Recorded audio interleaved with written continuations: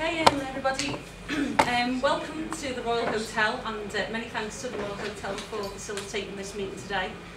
I'd also like to say thank you and welcome to Bill Etherston, the local MP for the area, and also we have Gavin Lloyd here from Jigsville Studios, and Keith Dixon here.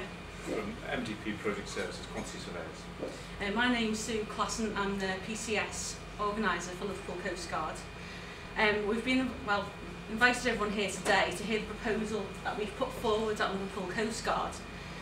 It's a realistic and tangible offer to the MCA management that they're able to pick up and run with.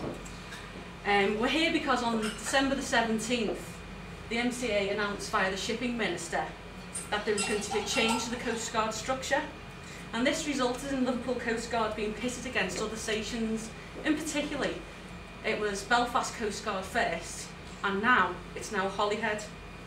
It is not our aim to promote our own strengths at the detriment to other stations, and the proposal you will hear today will show you how the MCA can make efficiencies to the plan they have set.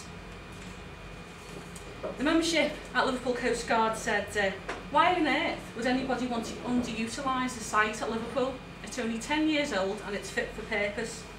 It's the second largest station owned by the MCA, and it's a freehold property. We could not understand why we were being overlooked when we asked them, why don't you use us? And maybe we thought to ourselves, maybe they don't know that there's an option available in the northwest that we can use. So what we've said here today is we can show you the proposal.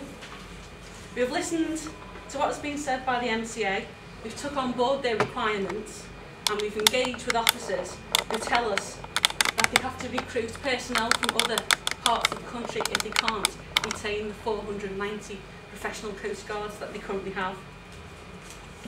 There is an option to locate the National Maritime Operations Centre in the northwest, a location which is central and accessible and is within easy commute of London and becoming quicker and easier.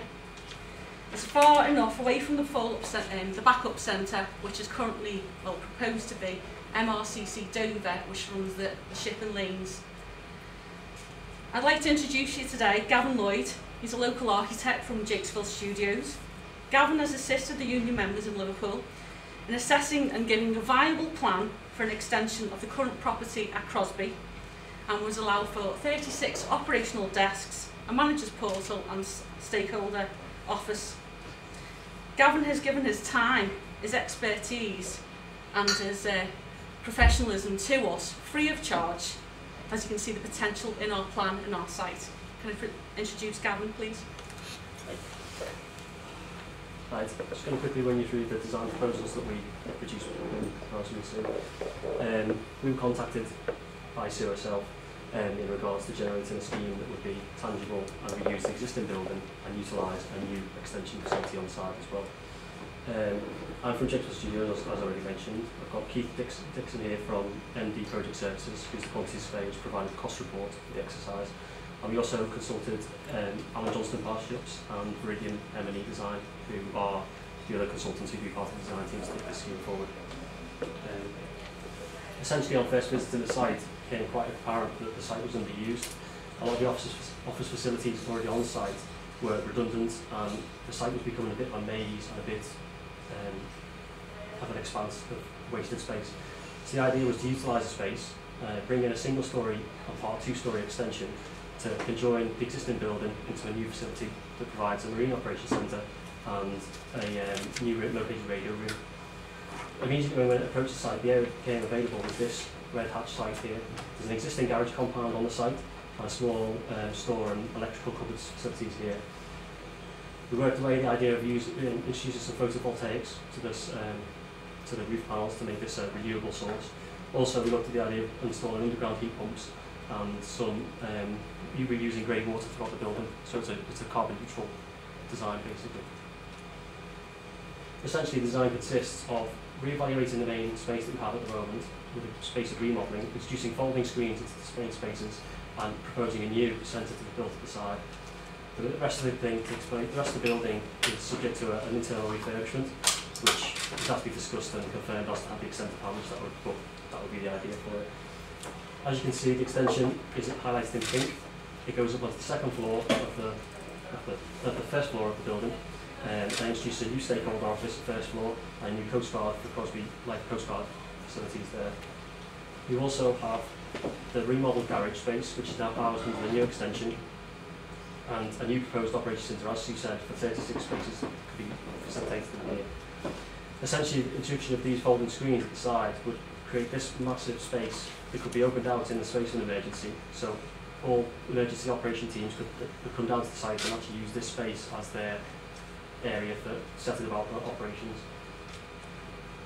The aesthetics of the scheme, we wanted to produce a building that was both tangible, exciting, and delivered a reasonable piece of architecture for the site, as well as maintaining a sympathetic design for the existing building. So what we see is the existing building in the background, and the simple extension plugs into the side of the build with this featured pointed element at the front.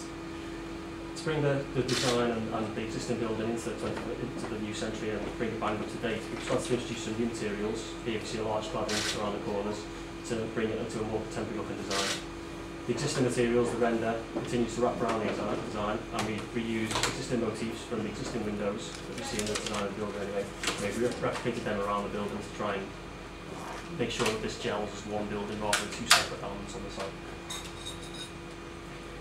As we already had on the site, we already had the existing garage. The idea is to reuse the existing garage space, maintain the access with the garage doors, and introduce a new plant room, which is dedicated for all the M&E equipment to do with the radio room. We also want to continue the theme of introducing this new material into a shop-fronted lobby, so this would provide new entrance facilities for the Coast Guard on the site. And it would also just open up this area and make this a light, nice, vibrant, creative space to work in. An image that we produced for the internals that would be looking out along the Mersey, which would show you the feature of this new featured ceiling. And this is actually the new proposed operations room. The other thing that we were asked to look at in the proposal was to try and rationalise the space inside the building. At the moment we see a lot of dead-end space. The desks are all around the perimeter of the room, and in the centre of the space, all the space isn't harvested in the right way. We proposed to bring in a pod system of 4 desks that clip together. The services would run ducted under the ground into a central column, which would come up the three monitors that are required per workstation. 2 would be mounted upon brackets on this column, and the first one will be located on the wing. This essentially frees up desk space, keeps a relationship between the 4 people in the team to control the operations, and also keeps people with their personal space at the same time. And this leads on to the costing. As we've already mentioned, there's a scheme of a new build that's been proposed. We wanted to put forward an exercise that would reharvest the spaces that are within the existing building, as well as give new, exciting spaces to the centre. And the cost has been broken down into the price of the new extension, which comes in at $526,000, refurbishment of the existing, which is around $28,000, and then we've broken down the rest of the report into professional fees, construction costs, contractor costs, survey fees, building regulation fees, and that all comes up. Essentially what this means, and the full report's here for anybody else to see, is that you get this quite an exciting new build project. You'd have a presence maintained at Crosby Beach with Liverpool Coast Guard facilities, all for under £900,000. And that's basically the proposal.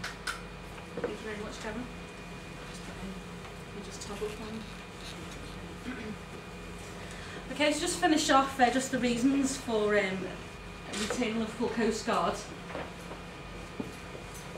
The main one, as Gavin just mentioned there, is cost, with a proposal of £900,000 for the refurbishment and extension of the current facility. This can't be put against anything else because we're not quite sure what other alternative is available to the Maritime Coast Guard Agency, as they've not declared yet. We're reusing or using current specialised building which was built for purpose just less than 10 years ago. We also have a very good current business model which integrates the Maritime Coast Guard Agency's business, HM Coast Guard and the survey side. It introduces resilience because the backup centre will be in Dover, and the MCA headquarters are currently in Southampton, so we believe that being far enough away from these locations would help with resilience such as pandemics, etc. We're reusing equipment. We are introducing partnership and stakeholder working by using the new office space. So this will help for the police to attend, for the fire service, for the RNLI to come on board and join us.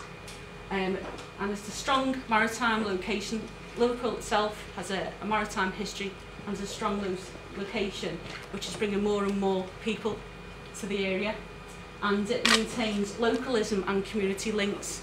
That's with the site currently, we have a lot of public relations and education programmes that we run from the station because of the accessibility across the country and within the regions that we serve. I'd like to thank everyone for coming today, and I thank Harry as well for setting this up. Any questions from anybody?